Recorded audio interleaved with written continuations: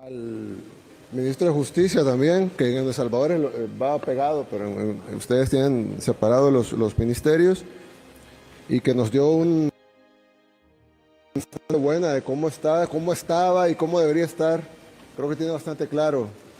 El ministro de Justicia no es que necesite tanto nuestra asesoría, usted lo tiene bastante claro, pero sí hay muchas cosas que sí se ven.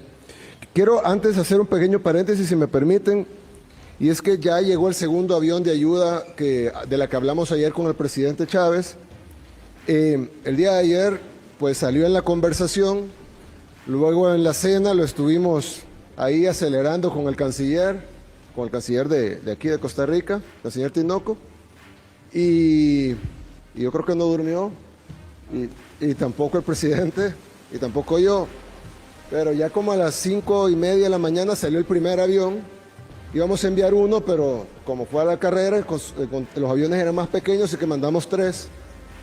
El primero ya vino en la mañana, 6:30 AM estuvo el primero aquí, con los primeros rescatistas, los primeros insumos. El segundo creo que está aterrizando en este momento. ¿Ya aterrizó? Ya aterrizó. Y el tercero viene más tarde. Con eso, bueno, quiero decir que nunca, porque nosotros hemos enviado misiones de ayuda a Turquía, quisimos enviar una a España que no se pudo porque el gobierno no aceptó ayuda internacional, no a nosotros, sino que simplemente no la aceptó de ningún lado. Nos sorprendió la velocidad con la que trabajó el gobierno.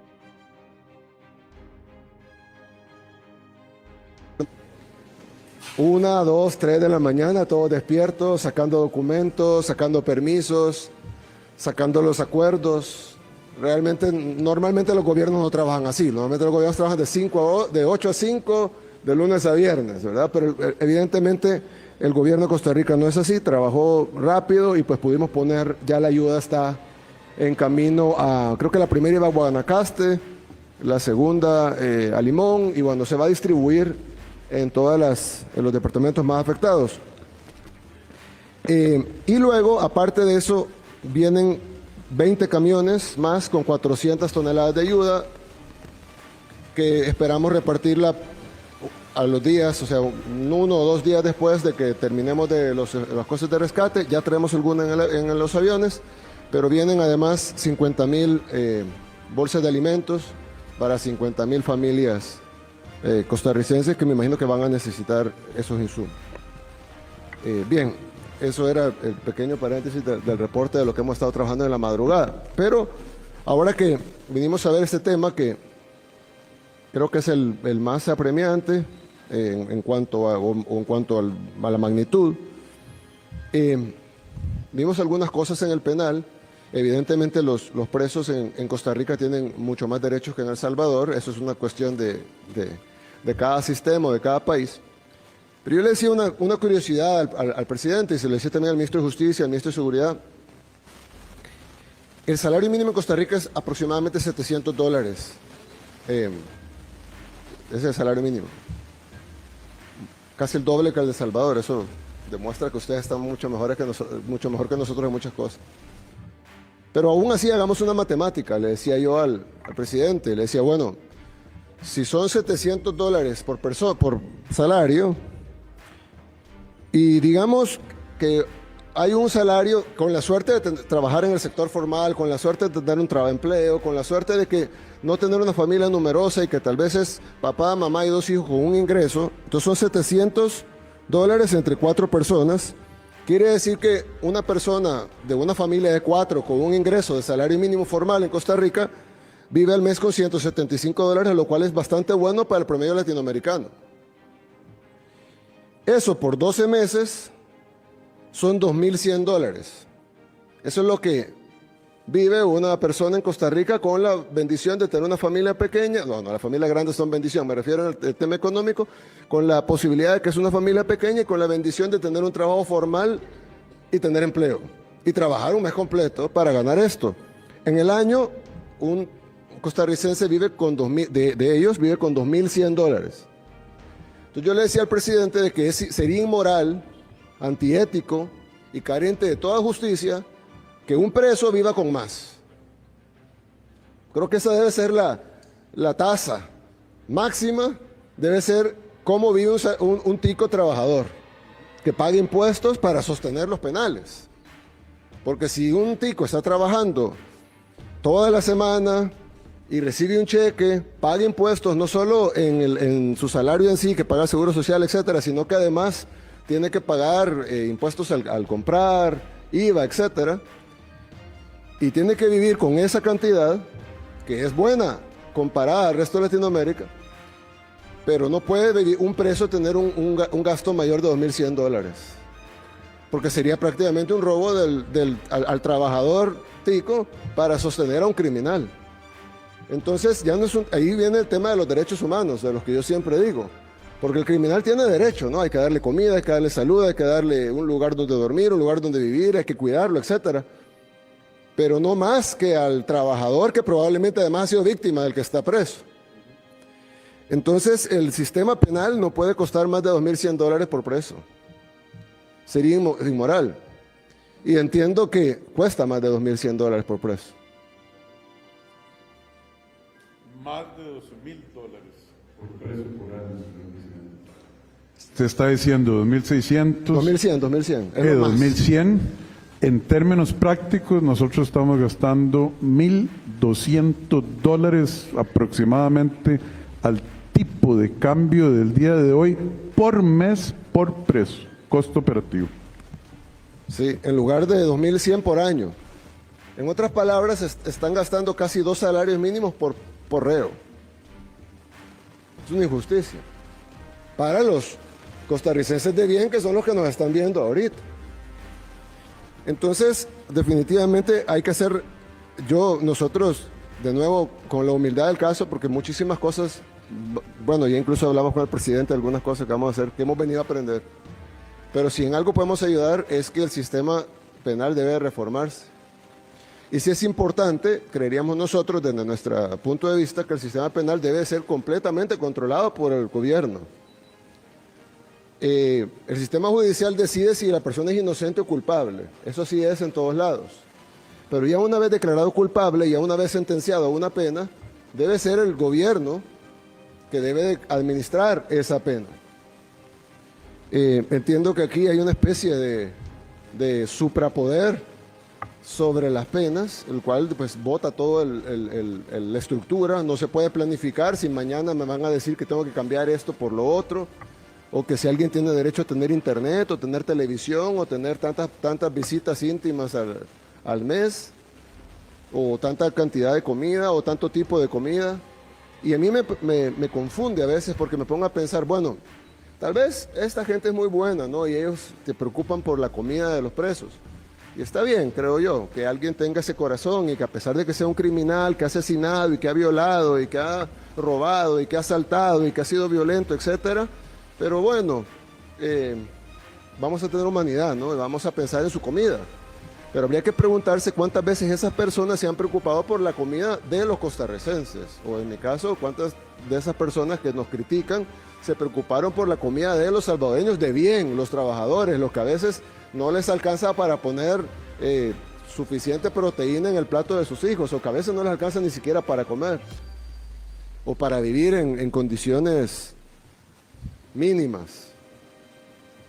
Entonces, nosotros sí creemos que el control de las cárceles es vital. Incluso nosotros, antes de iniciar nuestra guerra contra las pandillas, que inició en el año 2022, ya desde el año 2019 iniciamos controlando las cárceles. Y sí sabemos que han hecho un buen trabajo en controlar las cárceles con las herramientas que les han dado, pero las herramientas no pueden ser limitadas, sobre todo en el control de algo tan básico como esto. Esto puede ser el lugar donde se ponen a los elementos de la sociedad que no deben de estar en las calles y donde se controla el 100% de su movimiento, de su actuar, de su hacer, que no puedan salir órdenes de aquí, que no puedan dar órdenes de asesinar, que no puedan coordinar rutas de narcotráfico, que no puedan mandar chips o enviar, les llamamos huilas nosotros, que son los pequeños papelitos donde escriben instrucciones y las envían. O va a ser ese lugar donde se controla o se van a convertir en cuarteles del crimen, como eran en El Salvador, en donde hasta transmitían por YouTube sus fiestas con prostitutas, con drogas, con luces de discoteca, dentro de los centros penales, y luego las transmitían en YouTube. Y cualquiera puede buscar en YouTube los videos, y ahí va a haber videos del 2012, 2011, 2013 en YouTube de El Salvador, donde están bailando ahí las prostitutas en el centro penal, tienen striptease y todo. Entonces, eso no puede ser así. Los cárceles no pueden ser los cuarteles generales del crimen, tienen que ser los lugares donde se tienden esos elementos de la sociedad que se deben de sacar. Incluso nos decían que ellos tenían el proyecto para construir una cárcel. Yo les decía que las cárceles deben de ser construidas pensando en todo eso, en que nadie se vaya a escapar, en cómo se va a controlar, dónde van a salir, cómo van a entrar, cómo van a circular, cuáles son los anillos de seguridad que se van a tener y sobre todo, ya que no todas las empresas hacen cárceles, debe de tener una forma amplia de contratación para poder hacer las cosas que se deben hacer y que salga en un presupuesto pequeño. Pero bueno, eso ya sabrán las finanzas que tiene cada país. Nosotros hicimos la cárcel más grande de toda Latinoamérica para 40,000 reclusos a un costo bajísimo, pero fue básicamente porque la diseñamos nosotros, pues. La diseñamos pensando fuera de la caja y haciendo lo que se tenía que hacer. Y bueno, no estábamos inventando la rueda, pues cuántas cárceles no han habido en los últimos 1000 años como para tomar cientos de referencias excelentes para hacer un lugar del que nadie se puede escapar y que no pueda salir una orden. Lo otro es que hay que ponderar derechos. Y yo siempre he dicho que, por ejemplo, el derecho a la visita íntima, por ejemplo. Yo creo que estamos de acuerdo que los presos deberían de tener derecho a la visita íntima. Pero si le están utilizando para enviar órdenes, entonces ¿cuál derecho se contrapone a cuál? ¿Se contrapone el derecho al reo de tener 15 visitas íntimas? ¿O se contrapone el derecho al pueblo de no estar recibiendo órdenes de ese preso de ser asesinados? ¿O de que un sicario vaya y los mate? ¿O de que vayan a cobrarle lo que les debe de la droga? ¿O que vayan a pelearse una plaza de droga, lo cual genera un tiroteo entre ellos mismos, pero que terminan matando a un niño? ¿Dónde está el derecho humano de ese niño a la vida o el derecho humano de los padres a tener a su hijo vivo? Entonces, hay que contraponer, creo yo, es nuestra humilde opinión, cada país es soberano de hacer lo que ellos consideren correcto, pero sí nosotros creemos que los derechos humanos son para todos, incluyendo los delincuentes, pero no todos los derechos son iguales y tampoco todos los recipientes de esos derechos son iguales. No es lo mismo la mujer que fue violada y asesinada, que debió haber sido protegida de no ser violada y asesinada, al derecho del violador y asesino. Es decir, a mí no me cabe en la cabeza, probablemente a alguien, a un estudioso de las cosas paradójicas, pudiera decir de que es más importante o es igual el derecho del violador y el asesino que el derecho de la violada y asesinada. Para mí no, para mí el derecho de proteger y evitar que esa mujer está por sobre el derecho de él de violar y asesinar, que no tiene ningún derecho de hacerlo. Y el Estado debe aplicar todo lo que pueda para evitar que eso pase. A mí, no sé, yo creo que la mayoría de gente que no está viendo piensa lo mismo. Y solo serán un grupito de locos que a veces están en las instituciones que tienen unas teorías que solo funcionan en papel, porque como decimos en El Salvador, no sé si lo dicen aquí también, el papel aguanta con todo, pero en la realidad no aplica. Y la realidad, pues aquí se ve, y hay que tomar acciones de acuerdo a esa realidad que se ve y que está. Yo se los dije ayer en las declaraciones a la prensa que dimos en la condecoración. Ustedes tienen una joya, Costa Rica es una joya en Latinoamérica, realmente lo es, en todo sentido, y deben de cuidarla. Y ustedes están teniendo los síntomas que El Salvador tuvo en los años 90, y están a tiempo de haber hecho lo que nosotros pudimos haber hecho en los años 90, que no fue tan duro como lo que tuvimos que hacer en el año 2022, pero hay que hacerlo, y para hacerlo se necesita tener a todos los órganos del Estado y a todos los actores políticos y a la sociedad en sí y a los medios de comunicación, si pueden colaborar, todos al unísono a tratar de apoyar, no le quieren llamar guerra, el combate a la delincuencia, al narcotráfico, a la inseguridad. Porque al final, ¿quién va a ganar? Ustedes y sus familias. Bueno, yo tengo familia aquí, pero pues la mayor cantidad de mi familia está en El Salvador. Pero los que ganan son ustedes y sus familias, sus hijos, sus amigos, sus compañeros de universidad, de colegio, de trabajo, los costarricenses de bien, los que pueden seguir construyendo este país tan lindo. Entonces, bueno, nosotros vamos a continuar con este diagnóstico del sistema penal. Vamos a hacer algo formal para entregarle al gobierno de Costa Rica, de parte de ustedes, de nosotros, sus amigos, hermanos menores, como nos quieren ver. Y esperamos que ustedes tomen las medidas y escuchen a personas que ya sufrimos, no lo que ustedes están sufriendo, sino lo que ustedes todavía no están sufriendo. Pero nosotros vimos cómo evolucionó esa enfermedad, cómo creció hasta que se volvió incontrolable y que gracias a Dios logramos a controlar, pero básicamente por un milagro. Créanme, no quieren llegar a eso. Así que bueno, gracias, presidente, y muchas gracias. Señor presidente, muchísimas gracias. Ustedes acaban de oír una cátedra magistral de quien no escribe libros, ni hace tratados filosóficos de la ponderación de los derechos y da clases en una universidad, de quien se arrolló las mangas y lo logró, sin un debate académico estéril. Pero antes de referirme a los buenos consejos y a las cosas en que el presidente de Salvador nos está abriendo los ojos al gobierno y a usted, pueblo de Costa Rica, tengo que manifestar el agradecimiento profundo del gobierno por la ayuda que nos mandaron en una situación crítica con nuestro clima. Trabajamos, como dijo el señor presidente, en las horas de la madrugada. Imagínense ustedes la belleza que tiene o la capacidad de ejecución que tiene el presidente Bukele, que dice, de lo que iba para Valencia, ahora viene para Costa Rica.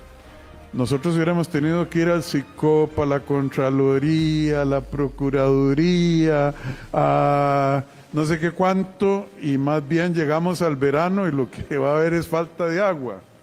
Para poder enviar, para poder recibir, pasamos toda la madrugada. ¿Y quién va a inspeccionar los títulos académicos de los médicos para ver y pedirle permiso al colegio, etcétera? Costa Rica, nosotros trabajamos muy duro, todos los costarricenses y la gente del gobierno, pero la verdad es que eso es un desastre en que nosotros mismos agarramos la pistola y nos disparamos en los pies cuando queremos caminar hacia la prosperidad y se nos fue el sentido común. Un abrazo fraterno del pueblo de Costa Rica al pueblo salvadoreño. Un abrazo, señor presidente, por esa colaboración, por su capacidad de ejecución y, bueno, más tarde nos referiremos, ya cuando no están las visitas, sobre cómo estamos manejando el tema climático en las horas más afectadas. Obviamente no le hemos quitado los ojos de encima. Yo le rogué al señor presidente que hablara el primero, para que no hubiese la menor duda de la verdad destilada que él nos cuenta. Y él es un hombre muy humilde. Creo que es humilde de corazón porque de Dios así lo hace hacer más efectivo. Vean ciertas cosas que nos dijo el presidente Bukele en esta caminata. Primero, la primera vez yo creo que viene un presidente en ejercicio de la República a este centro penal, excepto cuando Carlos Alvarado vino a inaugurar la prisión de Teflón de aquí a la par. Es la primera vez que no solo viene un presidente a ver la realidad, sino que trae a un presidente extranjero reconocido en el mundo como el que lo logró. Y de las cosas que nos decía, Ellos construyeron el CECOT, se llama, Centro de Control del Terrorismo. 40,000 privados de libertad. Y yo no se los tengo que describir a ustedes, compatriotas, porque lo hemos visto en abundancia en la internet y eso ha circulado el mundo como una innovación enorme. Bueno, voy a ser indiscreto porque el gobierno de El Salvador pagó $100 millones por 32 manzanas y 8 manzanas de construcción. 32 manzanas de territorio y 8 de construcción. 32 de construcción y 200 de territorio. Qué dicha que estoy aquí con la par suya. 200 de territorio y 32 manzanas de construcción, 100 millones. Al señor ministro de... Más el equipo y el equipo tecnológico y el equipo de los guardias, etcétera, 115 millones. 115 Pero 100 la millones. construcción, es correcto el dato que usted dio, 100 millones, 32 manzanas de construcción y 200 manzanas de territorio. Y a nosotros nos están ofreciendo un centro penitenciario que si lo lleváramos al CICOP, ustedes saben que es eso, el sistema de compras, nos costaría para 2.300 reclusos, ¿cuánto, ministro? $100 millones. ¿Y usted sabe cómo lo hicieron en El Salvador? Por ley especial, negociación directa del presidente de la República con las empresas y 4 empresas y los puso a competir, a construir un módulo cada uno, etcétera. ¿Se imaginan el infarto, catetonismo y que le daría a Marta Costa? Porque no es el resultado lo que importa en Costa Rica ahora, es el proceso. Ya no es el fondo, es las formas. Dios guarde eso pasar aquí. La tendríamos que llevar en una emergencia a muchos. Dijimos, reformemos la reforma. Pero para eso necesitamos desplazar grupos, bloques de 2.000 privados de libertad en 2.000 privados de libertad mientras reconstruimos. ¿Y qué dijeron los diputados? No, sin ningún criterio técnico, no nos da la bendita y regalada voluntad de comprar como medida transicional para los que deben pensión alimenticia, para los que están ya en una condición de edad en la que no pueden delinquir simplemente físicamente, para los que requieren menor manejo. No les vamos a permitir la construcción de cárceles livianas. Pero Dios guarde, haya que rendirle cuentas, porque los diputados, para investigar las consecuencias negativas de sus propias acciones, ¿a quiénes van a llamar? A una circomisión al ministro de Justicia.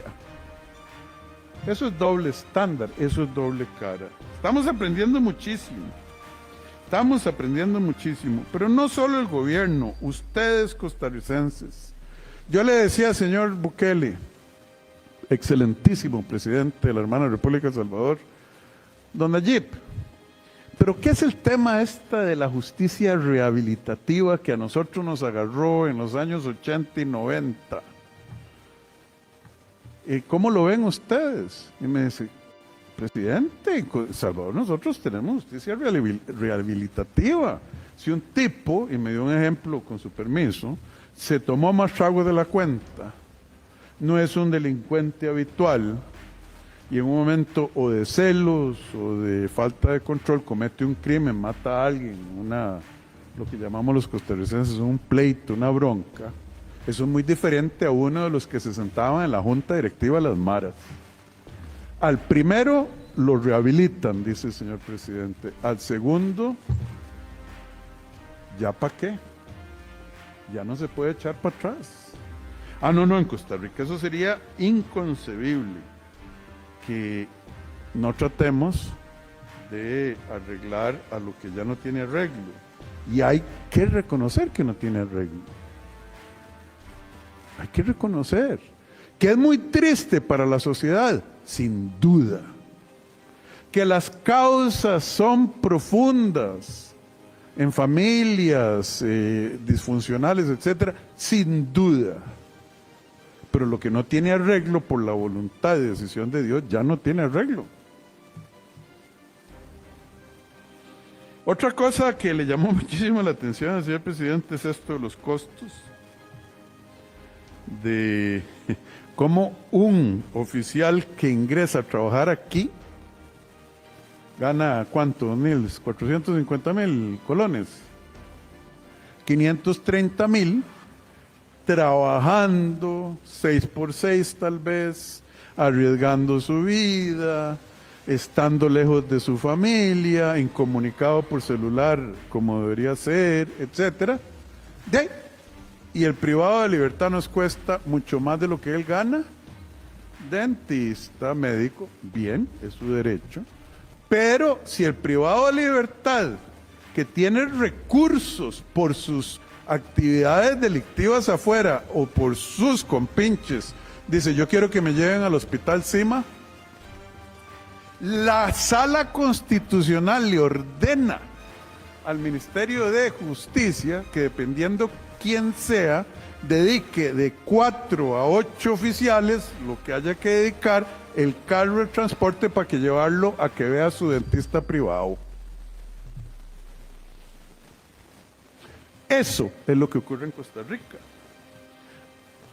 Poner a trabajar a los privados de libertad, aquí eso sería, bueno, yo no sé qué, ¿cómo se llaman?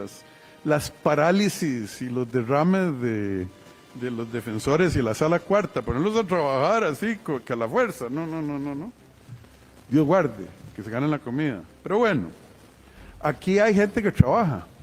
Me contaba don Nils Ching, el director, no me acuerdo cuál de los dos, en una conversación conjunta, el director de adaptación social, que un privado de libertad que sí estaba trabajando y recibiendo un sueldo y asegurado, lo picó una gallina en una pierna. Pobrecito, bueno, ocurre. Entonces lo llevaron al hospital y demandó que le pagaran la incapacidad y la corte nos ordenó pagarle la incapacidad. Al picado de gallina en una pierna. Bueno, mejor me callo en mi juventud porque hasta toros me embestían. Una cosa que nos llama la atención al presidente Bukele y a mí, no quiero poner palabras, mejor me digo yo, a mí, es que en Costa Rica tenemos un sistema tan perverso de ejecución de la pena. ¿Quién manda? Con respecto a un reo particular y a todos los reos. Y aquí es conceptualmente posible, y de hecho ocurre en la realidad, que una persona que fue condenada por un juzgado normal, fue a apelación con 3 jueces y fue a casación con toda la sala tercera, un juez de la ejecución de la pena borre todo eso de manera unilateral. Obviamente tendrá que escribir una justificacioncita, pero tiene más poder que esas 3 instancias del mismo Poder Judicial. Ahí me dicen que es muy probable que doña Ofelia Tattelbaum, un caso famoso, señor presidente en Costa Rica, de un día de esto la va a ver la psicóloga forense, etcétera. ¿Y qué importa la decisión de la máxima autoridad penal de Costa Rica, que es la sala tercera en pleno? Le va a decir, no, doña Ofelia, váyase para la cárcel, porque usted está sufriendo mucho. Así funciona nuestro sistema. Nosotros presentamos una ley de ejecución de la pena a la Asamblea Legislativa desde abril del año 2023. No. De eso no. De eso no. Pero cuando pasa algo, Gerald, venga a la comisión. ¿Y por qué no llaman a un juez que se llama don Roy Murillo, que es el juez de la ejecución de la pena de Alajuela, que tiene la autoridad absoluta sobre la mitad, más de la mitad de los privados de libertad en este país y que nadie lo conoce? Yo no tengo el gusto.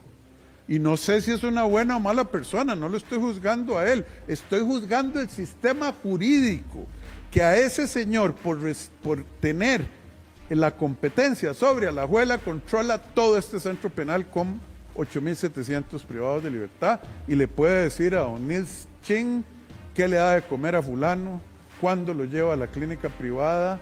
Las visitas no son conyugales, yo creí que dejaban venir a las esposas.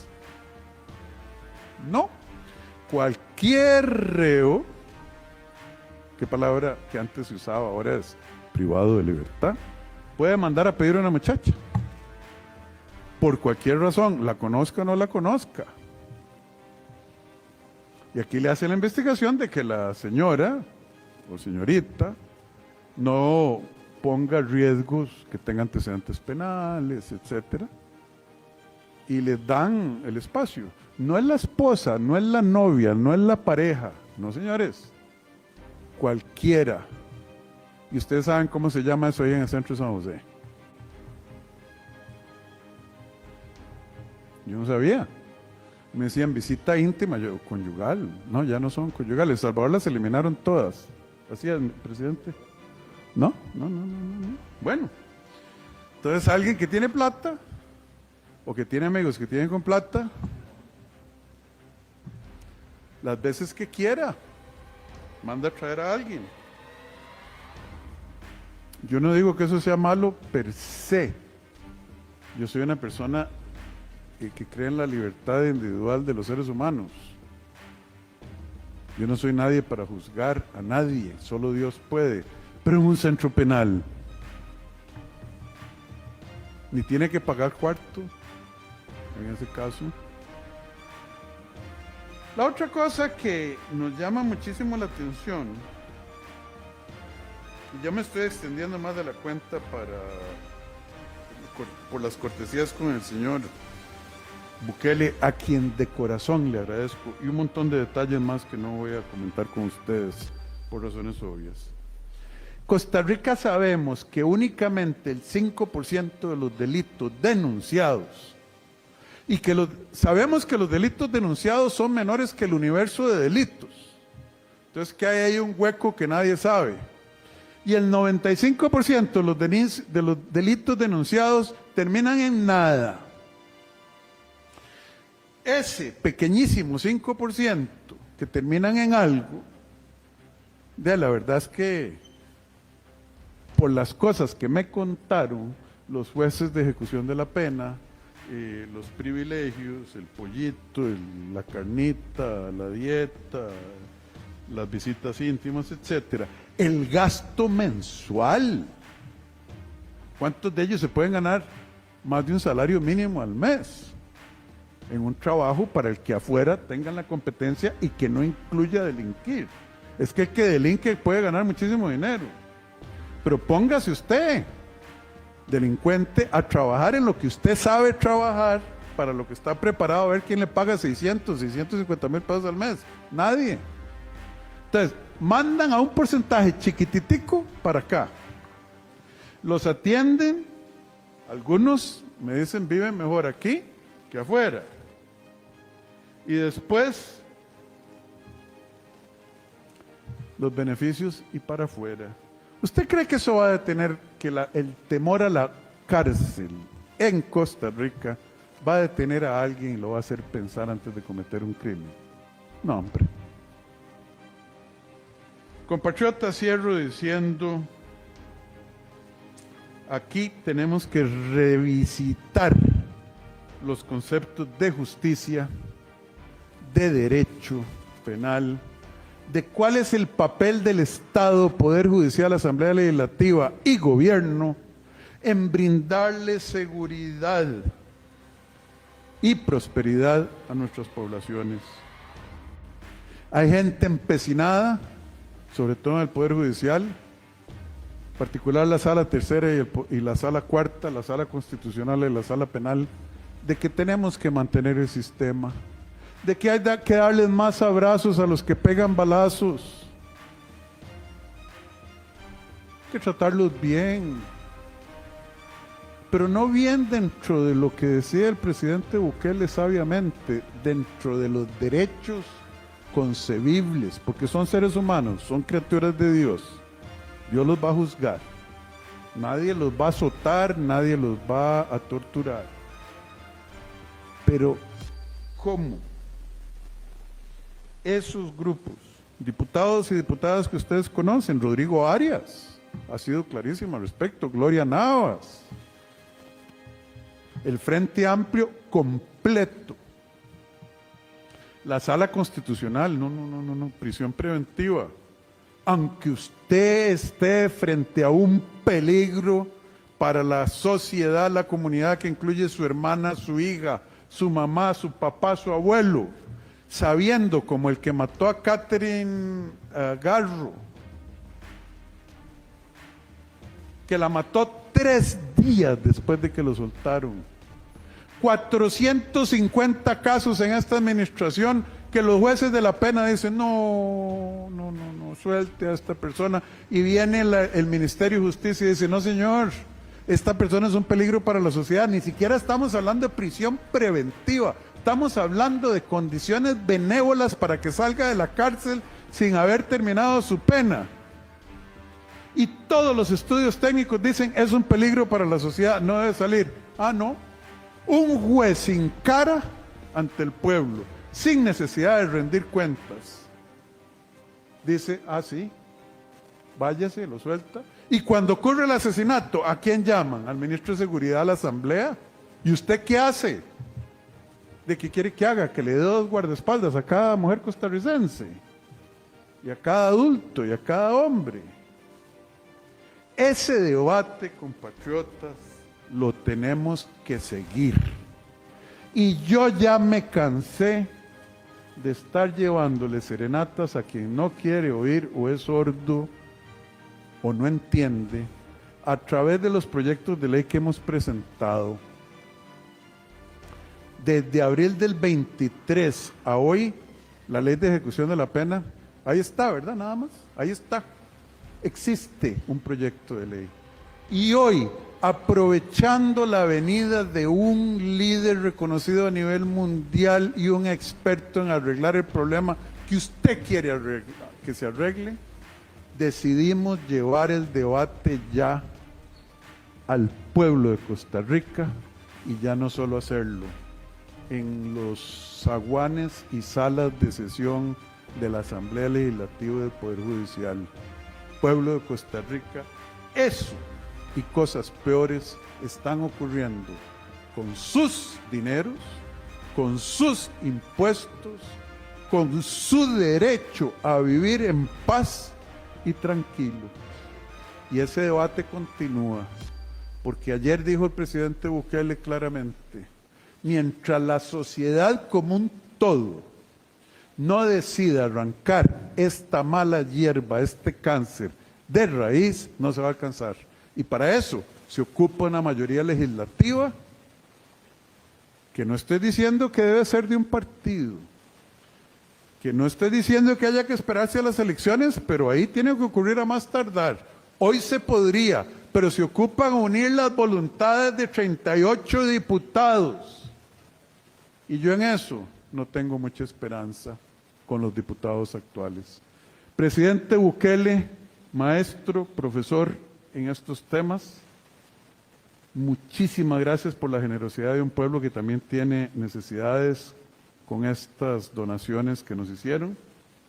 Eso, que Dios se los pague, pero sobre todo, muchísimas gracias por lo que nos ha enseñado y nos ha dicho in situ sobre cómo arreglar una sociedad que, como dice usted la agarró en el 22, hubiera sido lindo para ustedes agarrarla en el 90, cuando todavía era controlable, y nosotros estamos en ese momento. Invaluable su contribución. Muchas gracias.